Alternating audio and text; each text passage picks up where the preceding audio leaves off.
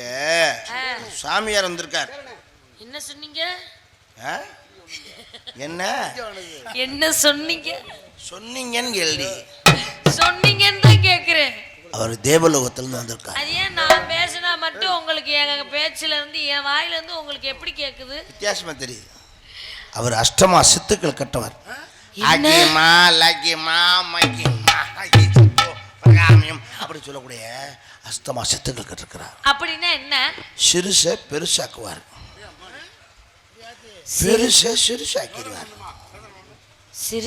கீழே உள்ளதை மேலே கொண்டு போவார், மேலே உள்ளதை கீழே கொண்டு போவார், கீழே உள்ளதை மேலே கொண்டு முன்னாடி இருக்கிறத பின்னாடி கொண்டு போவார், ரெண்டும் ஒரே மாதிரி, பின்னாடி இருக்கிறத முன்னாடி கொண்டு போவார். அப்படியெல்லாம் சக்தி படைத்தவர். அப்பனா மாயாஜாலக்காரரு. அப்படி இல்ல, மந்திரங்கள் தெரிந்தவர். மாயக்காரனோ நீ, மாயக்காரனோ நீ கூப்பிடுங்க. ஐயா அதை விட பாருப்பா, இந்த வீட்டுல அவர் எடுத்துட்டு பருவல் பிச்சை. அட வாங்க சாமி, வாங்க சாமி. அத்தாடி எத்த தண்டி. அப்படியா தெரியுது? இல்லத்தை நாடி வந்திருந்தால் அறுவகை ஜீவன உணவளிச்சிருப்போம். வந்திருப்பது காட்டுக்குள்ள. இந்த காட்டுவாசி முறைப்படி தாங்களுக்கு வரவேற்பு. ஓ வசந்த ராஜா தேன் சுமந்த ரோஜா, ஓ வசந்த ராஜா தேன் சுமந்த ரோஜா,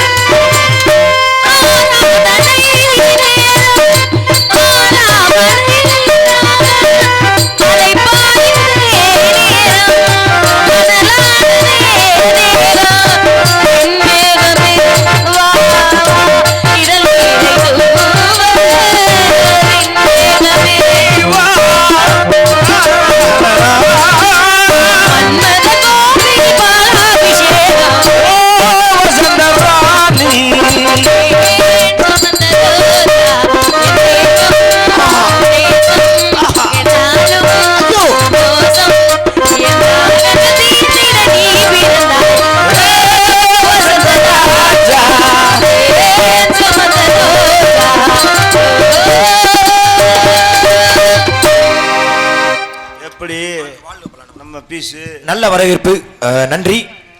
என்னை பற்றி இவர் கூறிய அனைத்தும் உண்மைதான். அஷ்டமா சித்துக்களை கற்று உணர்ந்தவன் இந்த நாரத மகரிஷி. அவர் கூறியது போல சிறியதாக உள்ள ஒன்றை பெரியதாக மாற்றுவேன், பெரியதாக உள்ள ஒன்றை சிறியதாக மாற்றுவேன். இது உனக்கு என்ன வேண்டும் என்று கேள், தருகின்றேன். சாமி நீங்க இத்தனை நாள் எங்க இருந்தீங்க? காரக்குடிலாமா? நானும் அது இல்ல சாமி, இத்தனை நாள் எந்த திசையில இருந்தீங்க? என்னை தேடி அலைந்திருக்கிறாயா? போகாத கோயில் இல்ல, ஏறாத மலை இல்ல, நீ பார்க்காத காடு இல்ல. என்ன காரணம்? இத்தனை இடத்துல எதற்காக கோவில் குளம் என்று அலைந்தாய்? இந்த ஆளுக்காண்டி தான் சாமி. ஏன் நல்ல தேக ஆரோக்கியத்தோட இருக்காரு, எப்பொழுதுமே இளமை குன்றாம இருக்காரு. இதுக்கு மேல இவருக்கு என்ன வேணும்? இதெல்லாம் குன்றாம தான் இருக்கு. வேற எது குன்றி விட்டது? 15 லட்சம் ரூபாய் செலவு பண்ணி இருக்கேன் சாமி. எதுக்கு செலவு பண்ண? என்னையா சொல்லுது அந்தம்மா? ரோட்டு ஓரத்துல லேகிய விக்கிறவங்கள்ட்ட பூரா கேட்டு வாங்கி கொடுத்தேன் சாமி. ஏன் என்ன காரணம்? அப்படியும் சாப்பிட்டு இல்ல சாமி. என்ன வர எனக்கு ஒன்றும் புரியலையே. எது இந்த வெளிநாடெல்லாம் சொல்றாங்கல்ல சாமி, அங்க கூட கூட்டிட்டு போய் ஊசியில எல்லாம் குத்தி குத்தி குத்தி வச்சு வெக்கமா இல்ல? சிரிச்சுக்கிட்டு இருக்க அந்த பிள்ளை உன்னை பத்தி என்ன சொல்லிட்டு இருக்கு? அப்படியும் கூட இந்த கம்பு வளர்ந்த அளவுக்கு கூட வளரல சாமி. உன்னுடைய எதிர்பார்ப்பு எனக்கு புரிகிறது. நீ உன்னுடைய எண்ணத்தை நான் மதிக்கின்றேன். இப்ப நான் என்ன கேட்க வர போறேன் நன்றாக எனக்கு புரிந்தது. ஆனா உனக்கு ஒரு விஷயம் சொல்றேன். என்ன சாமி? சிறியதாக உள்ள ஒன்றை பெரியதாக மாற்றுவது எனக்கு என்று பெரிய காரியம் கிடையாது. சரி. ஆனால் இது உயிர் அற்று போய்விட்டது. உயிரற்று போன ஒரு பொருளை நீ எழுப்பினால் இந்த உலகத்துல அதனால் யாருக்கு எந்த பிரயோஜனமோ பாதிப்பு கிடையாது. இது ஜீவ சமாதி அடைந்து பல ஆண்டுகள் ஆகிவிட்டது. ஜீவ சமாதி அடைஞ்சதெல்லாம் சரி, என்னால அது மறுபூஜை நடக்கணும்னு யோசிக்கிறேன். வாய்ப்பே இல்ல. அத முயற்சி பண்ணி ஏமாந்து போன ஆட்கள் தான் ஏராளம். அது உன் கையிலும் உன் வாயிலும் தான் இருக்கிறது. உன்னுடைய ஆணவம் அழிந்ததை பத்தி என்ன சொல்லிட்டு இருக்கு? அந்த ஆணவம் அழிந்தவரை இன்ப சிறப்பு என்றும் நீடோடி வாழ வேண்டும். அழைத்து பாருங்கள் வள்ளி. ஆசி வழங்குவோம் நாராயணா. சொந்தம் சொல்லி நெத்தியில குங்குமத்தை வச்சகி மன்னவரு மன்னவருதான், அழகு மன்னவரு மன்னவருதான்.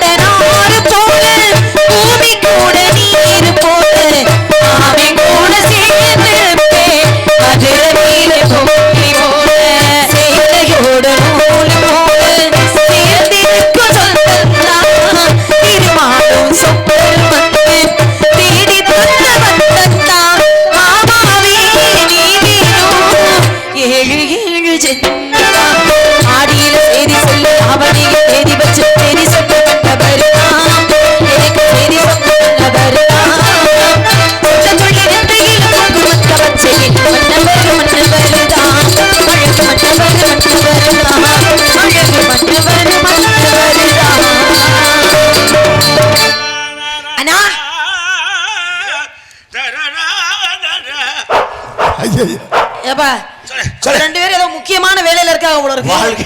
வாங்க நம்ம எல்லாரும் போயிட்டு அப்புறமா வருவோம். வாங்க. வாழ்க பல்லாண்டு வல்லாண்டு வல்லாண்டு கலண்டு நீ 1100 ஆண்டு வாழ வேண்டும்டா.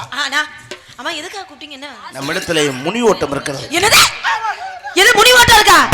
முனி ஓட்டம் இருந்தா நம்ம ஓடிரணும். முனி ஓட்டம் இருந்தா முனி வந்து நம்மளே அடிச்சிரும். அம்மா முனியில அடிச்சா நமக்கு வலிக்கவே ஏய் வலிக்காது. ஏய் லேசா அப்படி தட்டி முனி வந்து அடிச்சிரும் தான் சொன்னேன். முனிவர் யாருப்பா இரு? அவர் வரல. இந்த சீசன்ல அவரை சந்திக்கவே இல்லப்பா. நேத்தான் பார்த்தேன். அப்படியே சந்திக்கவே இல்லை நானும். நாரத மாமுனிவர் சுவாமி அழைத்து வரங்க ஆசீர்வாதம். ஐயா அடுத்த வேலை பார்ப்பா. உள்ள போய் காவல பாருங்க ஆசீர்வாதம். ஒரு விஷயம் சொல்லியா கை விடுங்க. இந்த நாடக உலகத்துல எத்தனையோ புதுமைகளை தாங்கள் புகுத்தி இருக்கிறீர்கள். ஏன்னா முருகனை சந்திக்கிறதுக்கு நாரதரே வருவார். ஆனா எந்த வள்ளிய நடத்த இல்லாத போது முருகனை சந்திப்பதற்கு ஔவையார்னு ஒரு கதாபாத்திரம் வள்ளிய நடத்துல கொண்டு வந்ததே மாமா அரியர மாமா தான். அது மாதிரி ஒரு நாடகத்துல முழுமையாக வள்ளி வேஷம் போட்டு நடிச்சிட்டீங்க. ஆமா, உங்களை போன்ற நீங்க வாழ்ற இருக்கிற இந்த கலைத்துறையில் நாங்களாம் இருக்கிறோம்ன்றதே எங்களை போன்ற கலைஞர்களுக்கு மிகப்பெரிய ஒரு நன்றி தான். அதுபோல இத்தனை புதுமை செய்த தாங்கள் இந்த நம்ம தென்றநகர் மேடையிலேயே ஒரு புதுமை செஞ்சிருக்கீங்கன்னா அது உண்மையிலே ரொம்ப மனதுக்கு மகிழ்ச்சியா இருக்கு. இல்ல இன்னைக்கு அப்படி ஒண்ணும் பண்ணிட்டீங்க, உங்களுக்கே தெரியல. ஏன்னா பொதுவா உங்களை சந்திச்சு தோழி சந்திச்சதுக்கு அப்புறம் வள்ளியை தான் சந்திப்பேன், அதான் கதை. ஆனா இன்னைக்கு பாருங்க, உங்களுக்கும் அந்த பிள்ளைக்கு பிறந்த பிள்ளையும் கூட்டியாந்து அதை என் ஆசீர்வாதம் வச்சே பத்தியா. வாழ்க வாழ்க வாழ்க பல்லாண்டு. உங்க மகளுக்கு நான் வாழ்த்து சொல்லிக்கிறேன். நல்லா இருமா. ஹலோ வள்ளி அழைத்து வாருங்கள். Hello hello boss. எனக்கு தெரியாம நீ எப்படி அப்பள பத்த? நம்ம ரெண்டு பேருக்கு பிறந்தது தான் சொல்றாங்க. நம்ம ரெண்டு பேத்துக்குமா? ஆமாப்பா, உன் முகச்சாயல பாதி இந்த அம்மா முகச்சாயல பாதி அப்படியே இருக்கு இந்த பிள்ளைக்கு. பாஸ் அது என் மகள் இல்ல. ஓ அந்த அந்த வீட்டு மகளா? குளித்தல கல்யாணம் பண்ணிட்டு. யோ இது வேறயா? அட இவர் கல்யாணம் பண்ணலாம் தான் அது ஒரு இயர் நோட்டே பத்தாது. என் குடும்பத்தை பிரச்சனை தொடாதீங்க. ஓ மகதானையா? ஓ மகளெல்லாம் பார்க்க நேரம் இல்ல. எங்க அப்பாவுடைய வள்ளி வள்ளி பாஸ் சொல்லுங்க. வாங்க. வள்ளிய குட்டிய சந்திக்கணுமா இல்லையா நானே? ஆட இதாங்க வள்ளி. எங்க அப்பாவுடைய மகன் என் தங்கச்சிங்கங்க. என் செல்ல எது நான் சந்திச்சு உரையாட வேண்டிய வள்ளி இதுவா? ஆளுகளை பாருங்க, வள்ளின்னா எடைக்கு எடை வச்ச மாதிரி சரிக்கு சமமா இருந்ததையா வள்ளின்ற கதாபாத்திரம் பொருத்தமா இருக்கும். இது இவ்வளவு சின்னதா இருக்கு, இதை வச்சு நான் என்ன செய்யறது? ஏம்மா எடை கொண்டு பார்க்கணுமாமா? எடை எவ்வளோ இருக்குன்னு பார்க்கணும். என்ன எடை கேட்டேன், எடை மிஷினா வச்சு பார்த்துக்கிட்டு இருக்கேன். இப்ப சின்ன பிள்ளையா இருந்தா எப்படியா சரி சமமா பேச முடியும்? நானே இவ்வளவு சின்னதா இருக்குங்கிறீங்க, அன்னைக்கு ஒன்று கூட்டி வந்து இத்தனை தண்டியா இருக்கு நம்மளால முடியாதுங்கிறீங்க. உங்களுக்கு என்னதான் பிரச்சனை? அட வள்ளியா இவ்வளவு சின்ன பிள்ளையா இருக்கே, எப்படியா நான் பேசுறதுன்னு கேக்குறேன். ஆளுதான் சின்ன பிள்ளை, முகந்தா பால் வடிகிற முகம். அறிவு பிச்சு புடும் பிச்சு.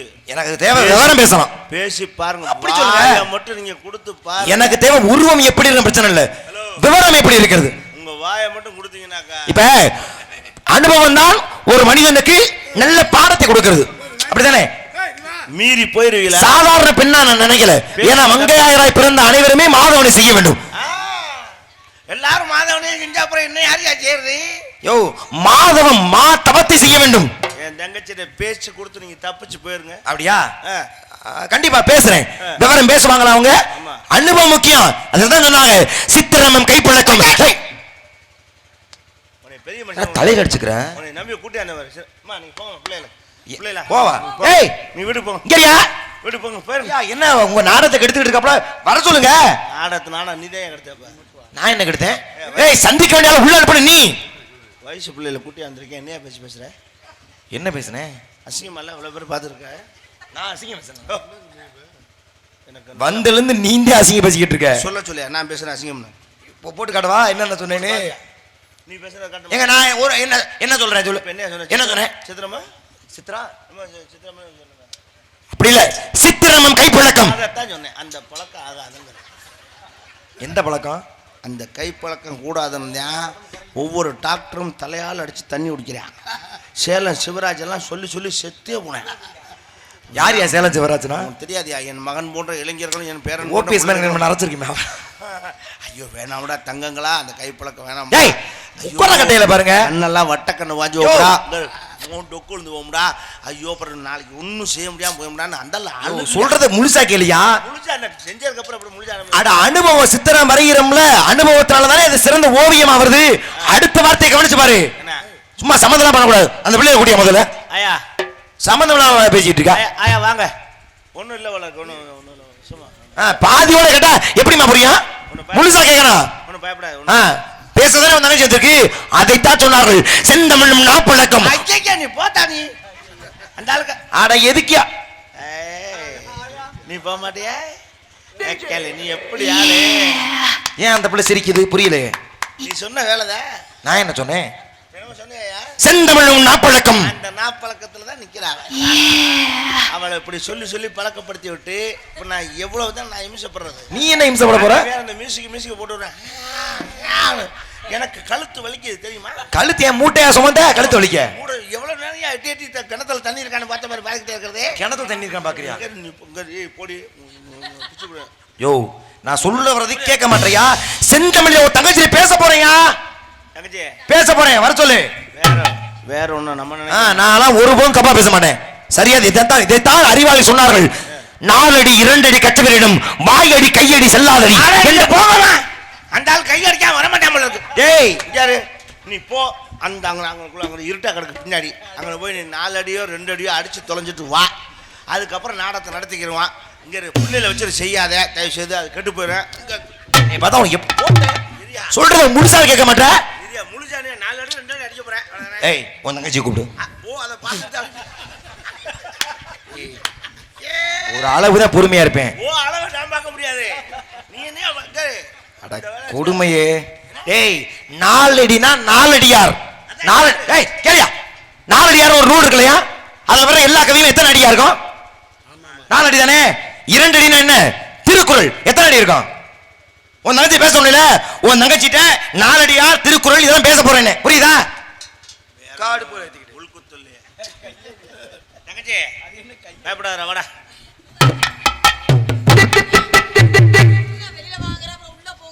உன்னை பாதுகாக்கிறது என் கடமை இல்லையா? ஒன்றும் பயப்பட வேண்டாம். பாலியல் தொந்தரவு கொடுக்க போறேன் பாதுகாக்கிறதுக்கு. இருந்தாலும் நீ எது பேசுறதா இருந்தாலும் நான் ஒரு நம்பிக்கையோட போறேன். எது பேசுறதா இருந்தாலும் 4 அடி தள்ளி நில்லே பேசு. நீ 2 அடி இந்த பக்கம் வந்தீங்கன்னா அந்த ஆள் கையடிக்க ஆரம்பிச்சிடும்.